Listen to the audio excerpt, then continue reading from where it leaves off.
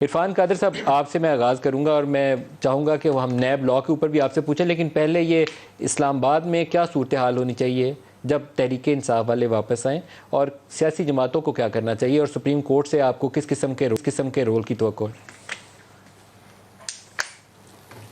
سب سے پہلی چیز تو یہ ہے کہ سپریم کورٹ کا میرے نزدیک ان معاملات میں کوئی رول ہونا ہی نہیں چاہیے، کیونکہ سپریم کورٹ جب بھی سیاسی کھاڑا بنتا ہے یا سیاسی چپکلش کو طے کرنے کی کوشش کرتا ہے تو ججز کوئی بھی آبزرویشن دیں، خواہ وہ ایک پارٹی کے حق میں دیں یا دوسری پارٹی کے حق میں دیں،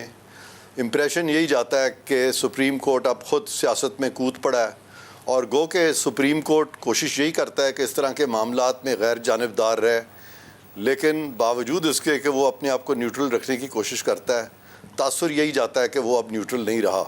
تو اسی لیے ان لوگوں کے جج صاحبان کے کوڈ آف کنڈکٹ میں لکھا ہوا ہے کہ جب بھی آپ کے سامنے سیاسی ایشوز آئیں گے، خواہ اس میں قانونی نقطے ہی کیوں نہ انوالوڈ ہوں، آپ اس سے اجتناب کریں گے۔ یہ آرٹیکل 5 ہے ان کے کوڈ آف کنڈکٹ کا۔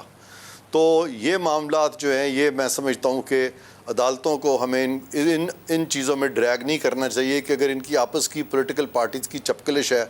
تو اس میں عدالتوں کا ایز سچ کوئی رول آئین میں نہیں دیا گیا۔